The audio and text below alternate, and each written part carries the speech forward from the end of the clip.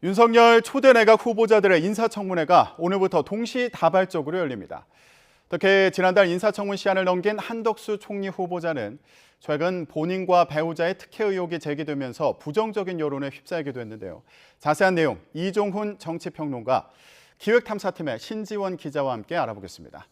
두 분 안녕하십니까? 안녕하세요. 네, 한덕수 국무총리 후보자 인사청문회는 원래 지난달에 예정이 돼 있었는데 오늘로 미뤄졌습니다.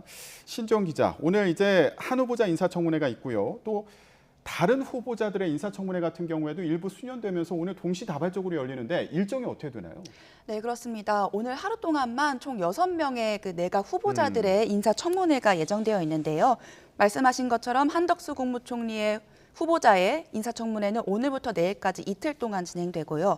박보근 문화체육관광부 장관 후보자의 청문회는 자녀 관련 자료가 미제출됐다라는 지적이 나오면서 지난주 예정됐던 게 오늘 열릴 예정입니다. 또 추경호 경제부총리 겸 기획재정부 장관 후보자, 박진 외교부 장관 후보자, 또 원희룡, 한화진, 박보근 장관 후보자 등 총 6명의 인사청문회 일정이 예정돼 있습니다. 네, 이종훈 평론가님. 이게 원래 계획은 그랬던 게 아닌데 일부 수년이 되면서 6명이 오늘 하루 동안 검증대에 오르는 거잖아요. 네. 그러다 보니까 일부에서는 이거 너무 겹치기로 청문회가 진행되니까 좀 관심이 분산되는 거 아니냐, 뭐 이런 분석도 있습니다. 네, 그럴 수 있죠. 그래서 아마 또 이제 민주당 쪽에서는 어차피 공격을 하는 입장이니까 선택과 집중을 할 수밖에 없겠죠. 그래서 역시 이제 좀 집중적으로 한덕수 총리 후보자에 대한 공세를 강화할 가능성이 좀 일단은 높아 보이고요.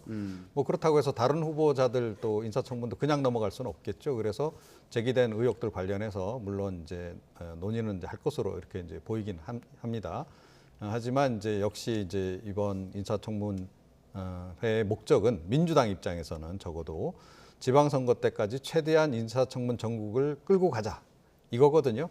예, 그렇기 때문에 아마 그 사소한 그런 그 좀 논란이라도 발생하면 이 회의 자체를 수년시킨다든지 그런 전략을 쓸 가능성도 굉장히 높다 이렇게 생각을 합니다. 네. 근데 여기서 궁금한 게요. 지금 한 후보자 같은 경우에 원래 지난달에 인사청문회가 진행될 예정이었는데 자료 제출 미비로 인해서 청문회가 연기가 된 상황이거든요. 이 문제는 해결이 된 겁니까? 네, 아직까지도 민주당 측은 자료 제출이 완벽하지 않다 이렇게 보는 것 같습니다. 인사청문법이 통과된 이후에 이렇게 시작도 못하고 청문 기한을 넘긴 거는 처음인데요. 뭐 예전에 박근혜 정부 때 고 이완구 전 국무총리나 황교안 전 총리 후보자도 같은 진통을 겪은 적은 있지만 이렇게 시작도 못하고 연기가 된 것은 사실상 처음이라고 볼 수 있습니다. 민주당 측에서 한 후보자 측에 요청한 자료는 1,000건이 넘는데요. 지금까지 한 80% 정도의 자료가 제출된 것으로 확인이 됐고요. 다만 이제 의혹의 중심이 되는 해외 개장 관련 자료나 부동산 임대 계약 관련 서류들은 아직까지도 개인정보 등의 이유로 미비하다는 입장입니다. 민주당 측은 뭐 제대로 된 검증을 할 수 없는 상태다 이렇게 지적하고 있지만 한덕수 측은 이제 너무 과도한 자료를 요청하고 있다 이렇게 반발하고 있는데요. 같은 이유로 오늘 내일 인사청문회도 제대로 진행될 수 있을지 좀 지켜봐야 할 것 같습니다. 네.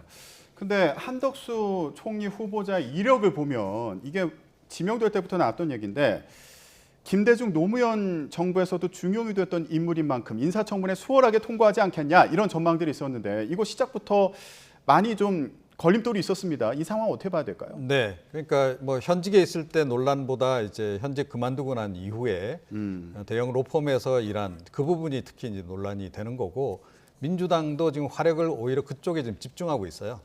그러니까 진보 정권 시절에 뭐 그 재직 중에 있었던 일은 공격을 하다 보면 자칫 잘못하면 본인들 쪽으로 이게 또 불똥이 튈 수도 있는 거 아니겠습니까?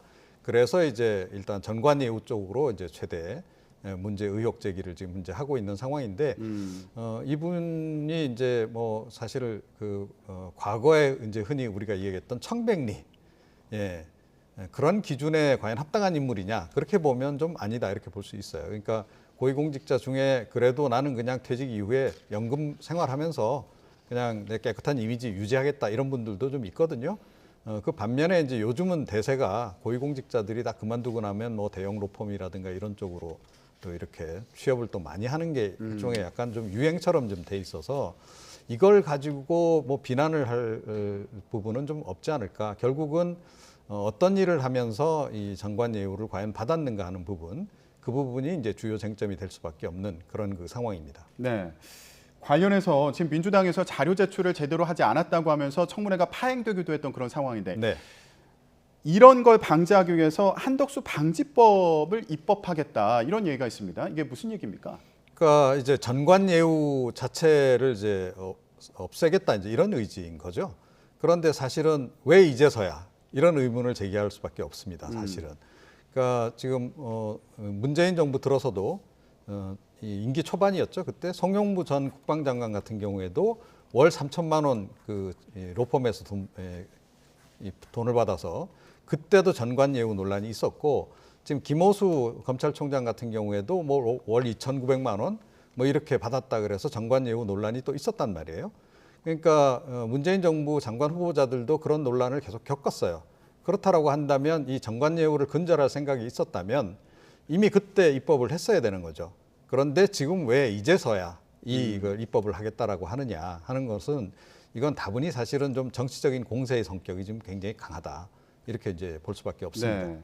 한 후보자 같은 경우에는 이게 김앤장 근무할 당시에 고액의 고문료를 받았다. 이제 이런 논란이 있으면서 관련 자료를 제출하라고 했는데 제출을 제대로 안 한다. 이렇게 민주당에서 공세를 펴고 있는 건데 지금 이 한덕수 방지법 같은 경우에는 그런 활동 내역을 의무적으로 이제 제출하도록 하는 그런 내용이 담긴 것으로 전해지고 있습니다.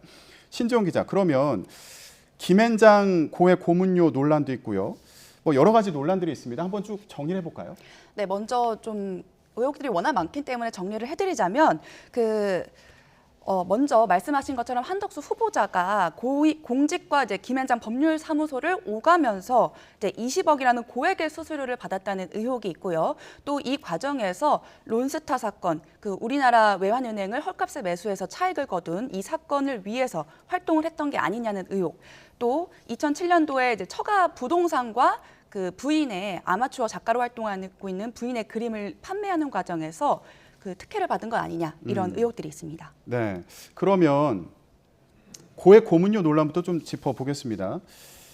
김앤장에서 무슨 일을 얼마 동안 했길래 이렇게 많은 돈을 받았냐 이런 의혹을 제기하는 상황이거든요. 어떻습니까? 구체적으로 좀 짚어주시죠. 네, 한덕수 후보자가 쭉 그 줄곧 김앤장 법률사무소에서 일했던 건 아니고 2002년도에서 2003년도까지 약 8개월 동안 잠깐 일을 했다가 당시 보수 1억 5천여만 원을 받고 다시 공직으로 복귀를 했습니다. 그때 네. 뭐 주미대사나 뭐 다른 뭐 산자부 뭐 공직으로 복귀를 했었는데요. 이후에 2017년도 말부터 2021년 작년까지고요. 올해 초까지 52개월 동안 19억 7천여만 원의 보수를 받았습니다. 워낙 보수가 높다 보니까 뭐 국민적 눈높이에서 고액일 수 있다라고 한덕수 후보자 측도 인정을 한 바가 있는데요. 네. 그렇다면 이 고액의 고문료를 받으면서 어떤 업무를 했냐 이런 의혹들도 제기가 됐습니다. 원래는 이제 근로계약상 비밀 유지 의무가 있어서 한 후보자 측이 그동안 공개를 안 했었는데 이미 뭐 공개된 내역들에 한해서 간략하게 공개된 내역을 보면 크게 기업 활동들을 위해서 업무를 했다고 합니다. 먼저 해외 기업을 국내에 유치하고 그다음에 국내 기업을 이제 해외에 진출할 수 있도록 돕고 또 마지막으로 기타 기업 활동을 도왔다. 뭐 준비된 화면이 있는데요. 그 홍콩 라운드 테이블 때 이제 문재인 정부의 이제 경제 환경 변화를 분석해서 그 해외 기업들을 유치하고 네. 또 뭐 신남방 정책 이런 것들을 설명하면서 국내 기업과 이제 해외 기업의 교류를 도왔다. 뭐 이런 내용인데요. 민주당 측에서는 뭐 이것만 하고 그렇게 많은 고액의 수수료를 받을 수 있었겠냐. 다른 일도 했을 것이다. 뭐 이런 의혹도 나오고 있는 상황입니다. 네. 해외 기업을 국내에 유치하거나 아니면 국내 기업들이 해외 진출하는 데 지원을 하고 그리고 당시 정부의 경제 정책 변화를 뭐 설명하는 이런 활동들을 했다는 그런 설명입니다. 민주당에서는 이게 고액의 수수료를 입증하기에는 좀 턱없이 부족해 보인다 이런 주장이거든요. 어떻게 보세요? 네, 그렇죠. 상식적으로 볼 때.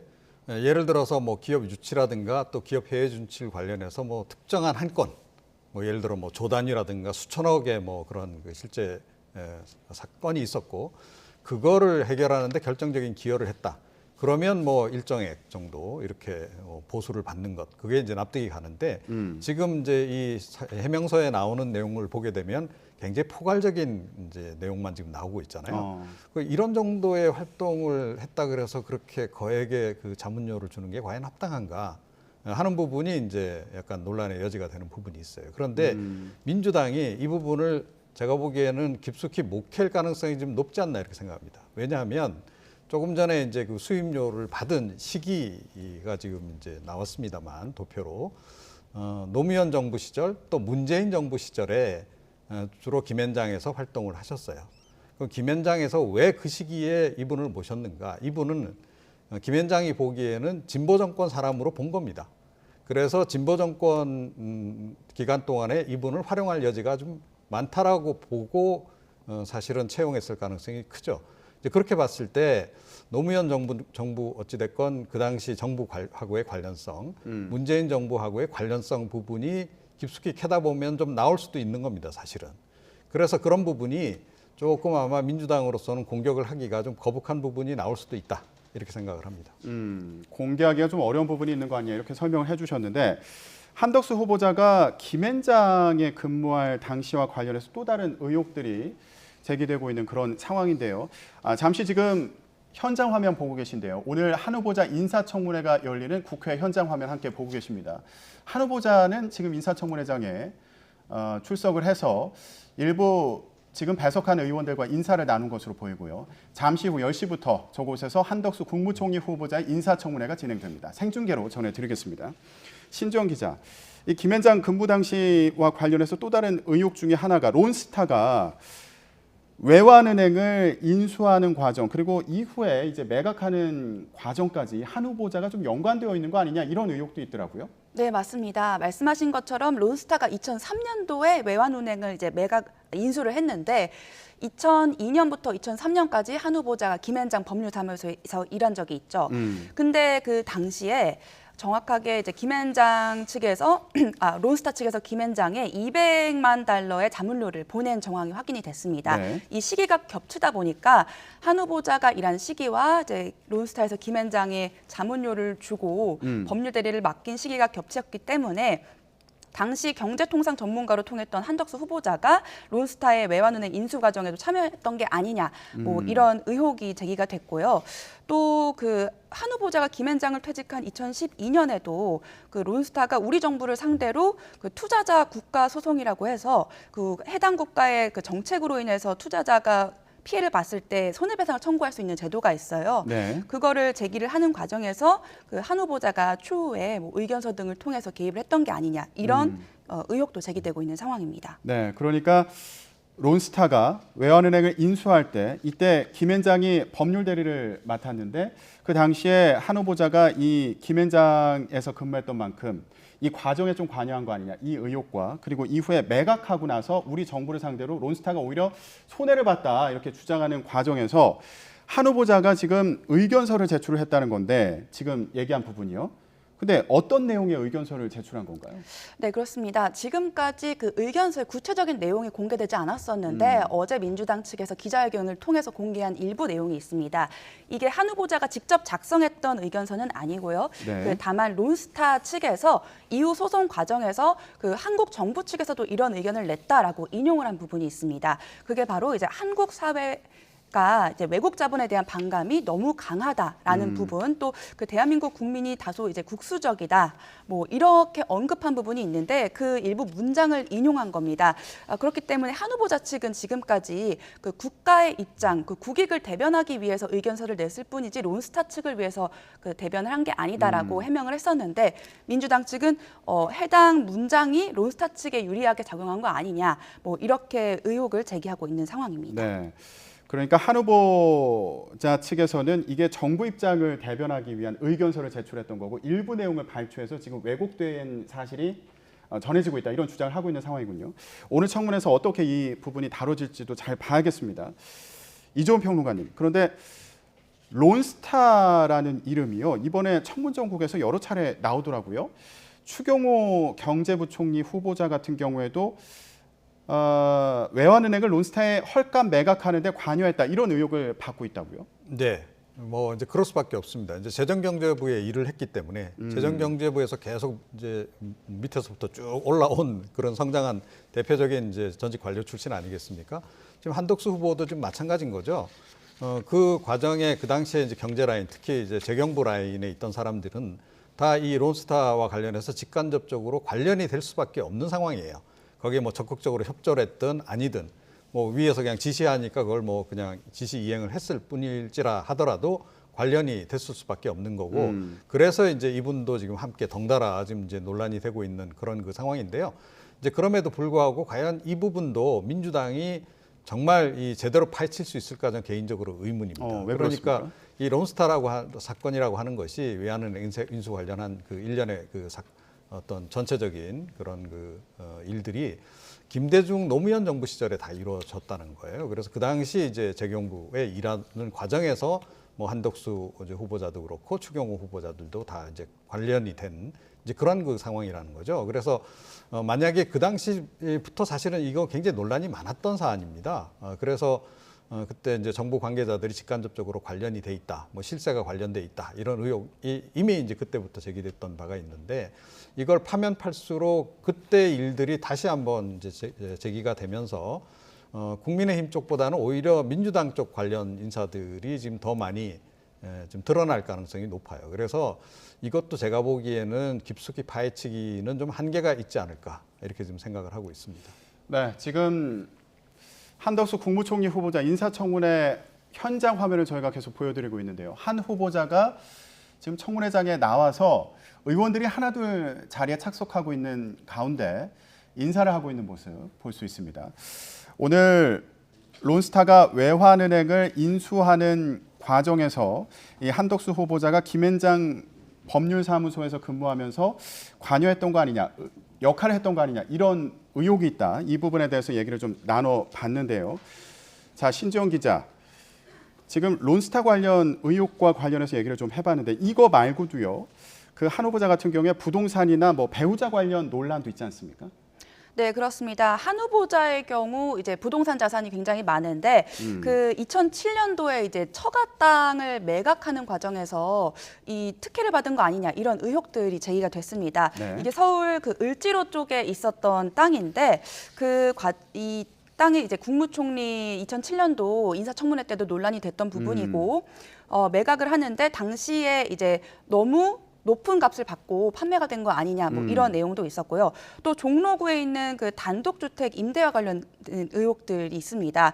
그 상공부 등 통상 분야 고위직으로 일할 때 이 주택을 그 미국계 기업들의 월세 임대를 놓은 사실이 밝혀지면서 네. 뭐 이해 충돌 논란이 불거진 건데요.